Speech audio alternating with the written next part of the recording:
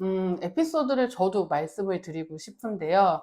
저 사실 저도 수십 건의 직장 내 괴롭힘 조사를 참여를 하고 심의를 했기 때문에 알고 있는 사례야 많죠. 하지만 저도 비밀 유지 서약을 했고, 제가 이렇게 조사를 했어요라고 이제 떠들면은 당사자들은 굉장히 마음으로 심적으로 괴롭겠죠. 비밀 유지 서약서에도 위반하는 거고. 그래서 제가 그 부분에 대해서 공개는 하기는 어렵고요.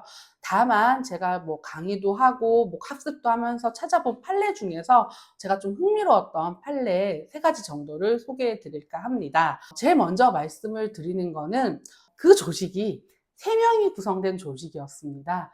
3명으로 구성된 조직이었는데 1번, 2번, 3번 나이든 직급이든 순차적으로 있겠죠. 서열을 매기면은. 근데 두 번째 계시는 분이 상관, 그러니까 조직장이었거나 했겠죠. 상관이시고 1번과 3번이 조직원이셨어요.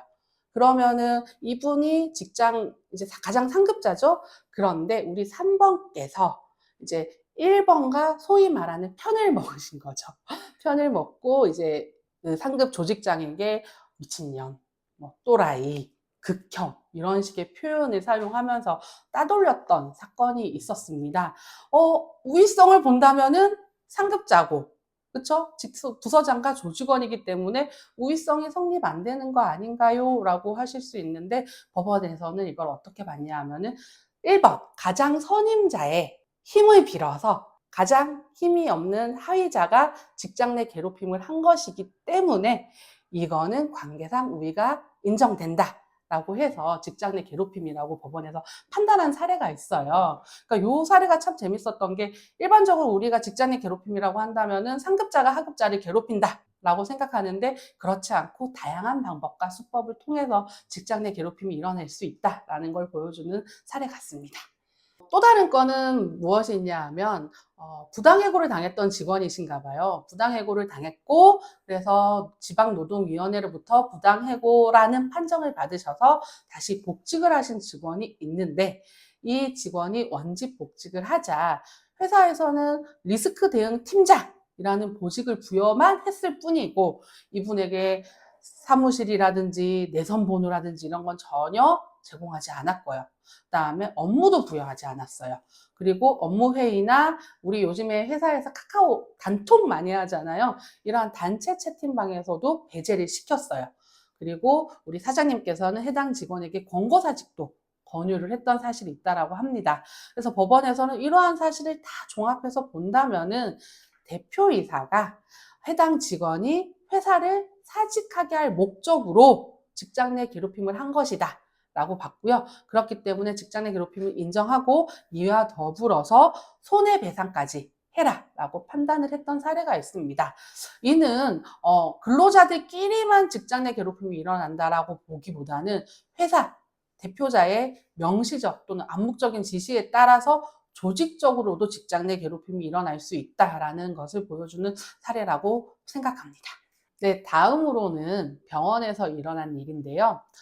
수습 간호사가 응급 환자 CPR 실시 도중에 그 수습 간호사 교육을 담당하는 상급자가 자신에게 폭언을 했고, 교육 중에 고성도 질렀고, 조롱하는 발언을 했고, 옵저베이션이라는 무슨 업무가 있나 봐요. 그런 옵저베이션만 하고 있으라고 지시를 해서 5시간 동안 아무것도 하지 못하고 방치되었다 라고 주장을 하면서 직장 내 괴롭힘 신고를 했던 사안입니다. 그래서 이제 회사에서 사실관계를 확인을 해봤더니 수습 간호사가 근무를 시작한 지 일주일이 지나지 않고 일주일 정도밖에 안 된 것 같아요. 그래서 처음 실시한 심폐소생술에서 좀 미흡한 모습을 보이니 그 교육을 담당하는 상급자가 타 병원에서 2년의 응급실 경력을 가지고 있음에도 심폐소생술을 제대로 하지 못하냐 이유를 물었고, 또 수습 간호사가 실수가 좀 작고 미흡한 모습을 보이자 아무것도 하지 말고 그냥 옵저베이션만 하세요 라고 지시를 해서 진짜로 5시간 동안 주어진 일이 없이 대기한 사실이 있고요. 그다음에 또 동료들 진술에 따르면 안전사고로 이어질 만한 실수를 했거나 대답을 하지 않았을 때 이제 소리가 높아졌다, 고성을 질렀다라는 사실이 인정되었다고 합니다. 그런데 이게 그러면 직장의 괴롭힘으로 인정이 되었을까에 대한 부분인데, 법원에서는 어떻게 봤냐 하면은요, 이 수습 간호사와 상급자가 근무하는 곳은 외상센터라는 곳이라고 합니다. 그러니까 외상센터는 중증 외상 환자에 대해서 즉시 응급수술과 치료가 필요한 곳이라서 매우 위중하고 급박한 상황이 발생할 수 있기 때문에 간호사들에게 고도의 전문성과 숙련성을 요구하고 있고요. 그렇기 때문에 그러한 환경에서 일어나는 근무 환경이다 보니까 CPR이라든지 이런 것들이 굉장히 급박하게 일어날 수 있다라는 거고요. 또 상급자 같은 경우에는 수습 간호사를 교육하는 입장이기 때문에 재량적으로 업무를 지시할 수 있는 권한도 있었다. 그리고 수습 간호사가 독자적으로 업무를 수행할 수 있도록 독려하고 가르쳐야 하는 지위에 있었다라는 점들을 모두 본다면, 다시 말해서 외상센터라는 특수한 환경, 그 다음에 그 소속 간호사 상급자의 그 업무에 필요한 재량과, 그 다음에 이 사람이 상급자가 수습 간호사에게 어떻게 무엇을 가르쳐야 하는지에 대한 상황들을 모두 고려한다면은 이런 언행들은 교육의 목적을 벗어나서 폭언에 해당한다고 보기는 어렵다라고 법원에서 판단을 했던 사례입니다.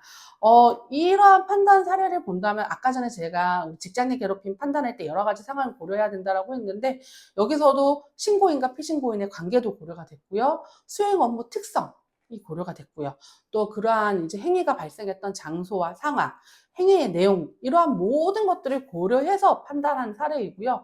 이러한 것들은 아까 전에도 말씀을 드렸듯이 피해자가 좀 기분이 나쁘다, 불쾌하다고 해서 무조건 직장 내 괴롭힘이 성립되지 않는다라는 것을 보여주는 사례라고 보여집니다.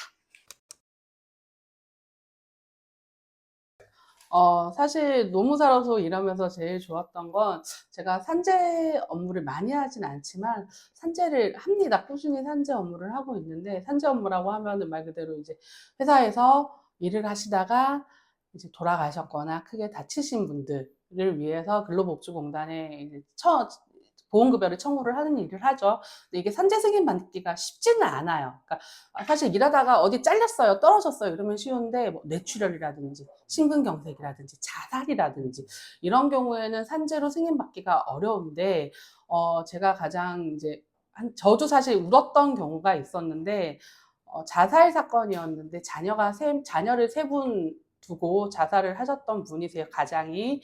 근데 제가 조사를 해봤더니, 아, 이분 굉장히 힘들었겠구나, 일을 하면서.